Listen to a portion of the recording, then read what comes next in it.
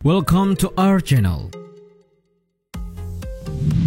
Kalian semua tahu kan kalau di dunia ini ada begitu banyak ilmuwan-ilmuwan muslim yang diakui dunia. Dan tidak jarang penemuannya menjadi dasar bagi inovator-inovator di dunia barat. Nah, masih seputar muslim di Spanyol.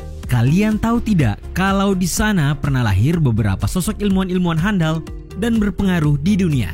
Siapa saja? Yuk disimak. Tapi sebelum lanjut, kami ingatkan kembali untuk subscribe channel ini dan aktifkan lonceng notifikasi kamu untuk mendapatkan video edukatif dari Data Fakta.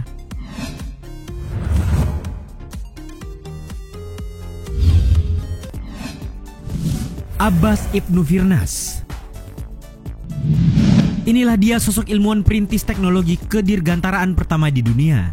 Ia adalah Abbas Ibnu Firnas, seorang polimatik Andalusia. Penemu, fisikawan, kimiawan, teknisi, serta ahli astronomi terkemuka di zaman kekhalifahan Umayyah Spanyol. Tapi tunggu dulu, kalian kayaknya belum tahu apa itu polimatik kan?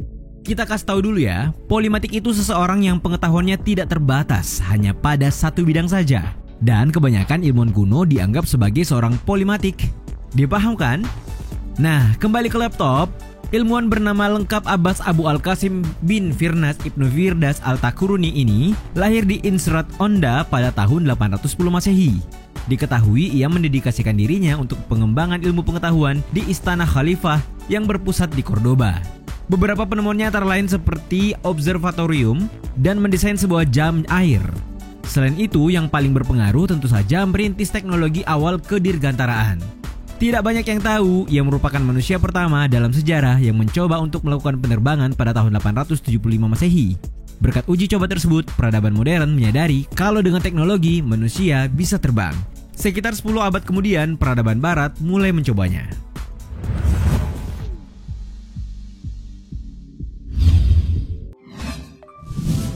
Abu Al-Qasim Al-Zahrawi. Jangan bilang kalian tidak tahu ilmuwan yang satu ini. Bernama lengkap Abu Al-Qasim Al-Zahrawi, peradaban barat menyebutnya sebagai dokter muslim legendaris. Bagaimana tidak, ilmuwan yang lahir di kota Cordoba pada tahun 936 ini merupakan dokter bedah terkemuka di zaman itu. Dikabarkan kontribusinya bagi pengembangan dunia kedokteran terkhusus ilmu bedah sungguh tidak ternilai. Semua itu tentu bukan tanpa alasan. Ia dikenal sebagai peletak dasar teknik-teknik ilmu bedah modern. Bahkan dokter klasik satu ini disebut-sebut menciptakan sendiri alat-alat bedah yang sebagian diantaranya masih dipergunakan di zaman sekarang.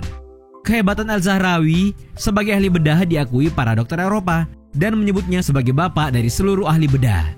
Penting diketahui, semua pemikirannya dalam ilmu kedokteran dituangkan dalam ensiklopedia kedokteran terbesar disertai ilustrasi bernama Kitab Al-Tasrif. Nah, karyanya itu lalu dialihbahasakan ke dalam bahasa Latin dan kabarnya menjadi rujukan para dokter di dunia barat.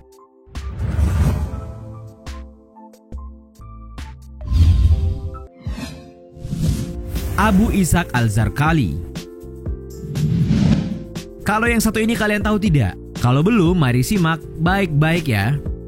Di dunia barat ia dikenal sebagai Arzakhel atau Arcesiles. Tapi di Andalusia ia dikenal sebagai Abu Ishaq Al-Zarqali. Lahir di kota Toledo pada tahun 1028 Masehi, Al-Zarqali merupakan ahli matematika dan astronomi terkemuka di Toledo, Spanyol. Lalu apa yang ia temukan? Tabel Toledo merupakan salah satu kontribusinya yang sangat terkenal dalam bidang astronomi. Selain itu diketahui turut meluruskan data geografis Ptolemeus, salah satunya ialah panjang Laut Mediterania. Sebagai ahli matematika dan astronomi, ia pun sukses menciptakan berbagai peralatan astronomi yang akurat.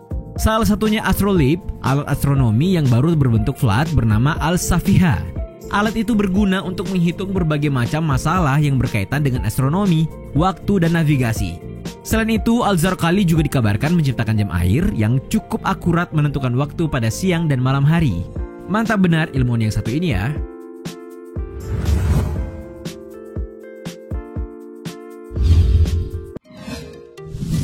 Ali Ibnu Hazm. Mahasiswa Islamic Studies pastinya tahu betul ya dengan sosok ilmuwan yang satu ini. Ya, ia adalah Ali Ibnu Hazm, seorang sejarawan, ahli fikih, dan imam ahlus sunnah di Andalusia. Ia sangat dikagumi lantaran aktivitas dan produktivitas literaturnya, luas ilmu pengetahuannya, dan kepakaran dalam bahasa Arab. Disebut-sebut, ilmuwan bernama lengkap Abu Muhammad Ali bin Ahmad bin Said bin Hazm ini telah menghasilkan karya tulis sebanyak 400 judul. Namun kabarnya hanya 40 judul saja yang terselamatkan. Diketahui karya-karyanya mencakup berbagai topik seperti hukum Islam, sejarah, etika, perbandingan agama, dan akidah.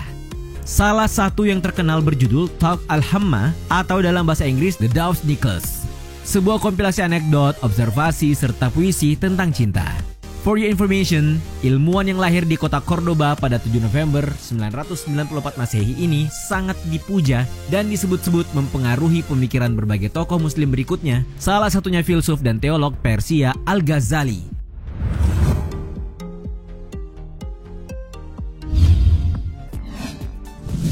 Lubna Al-Qurtubiyah.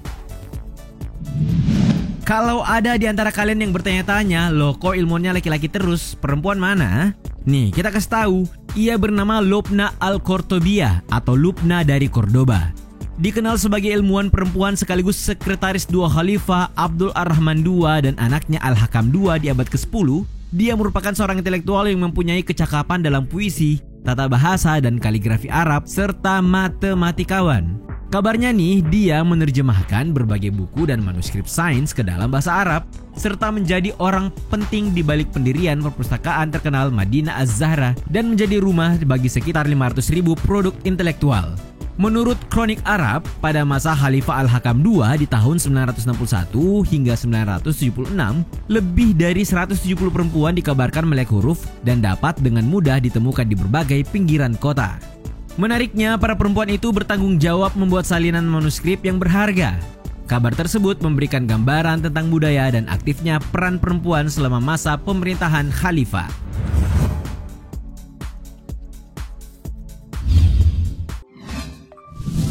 Abu Al-Hasan Ibnu Ali Al-Qalsadi.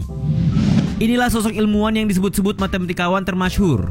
Ya, dialah Abu Al-Hasan Ibnu Ali Al-Qalsadi atau dikenal Al-Qalsadi, merupakan pakar matematika, filosof, dan juga ulama yang lahir di Baza, Andalusia pada tahun 1412.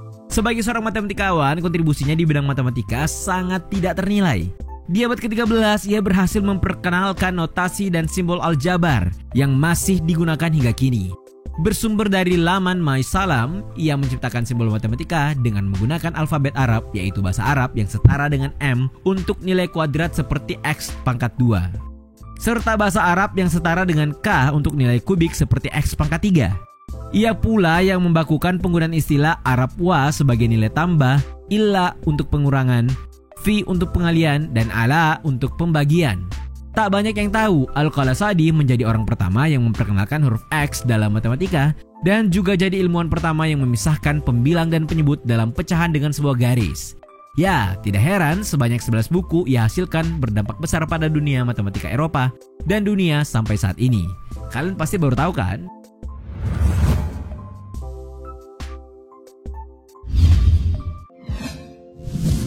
Maslama Al-Majriti. Kalian tahu ilmuwan yang satu ini? Lengkapnya Abu Qasim Maslama bin Ahmad Al-Majriti atau lebih dikenal sebagai Maslama Al-Majriti. Merupakan ahli matematika, astronomi, kimia, dan ekonomi muslim di abad ke-10. Orang Andalusia mengenalnya sebagai imam matematika di Andalusia. Ilmuwan kelahiran Madrid ini disebut-sebut mampu memprediksi perubahan dan bangkitnya jaringan komunikasi sains. Seperti diketahui, ia mendirikan sekolah astronomi dan matematika, serta melakukan riset sains yang terorganisasi di Andalusia. Dia memperkenalkan dan memperbaiki tabel astronomi ilmuwan muslim lainnya, Al-Khawarizmi. Selain itu, ialah sosok yang mengganti kalender era Persia dengan sistem penanggalan Islam, atau Hijriyah, dan mempelopori teknik-teknik geodesi dan triangulasi. Bersama anaknya, Fatimah, mereka bekerja sama menghitung jarak matahari, bulan, dan planet, serta menyusun kalender fenomena astronomi, penghitungan terbit, serta gerhana bulan. Itulah beberapa ilmuwan muslim Andalusia yang tidak banyak diketahui. Bagaimana pendapatmu?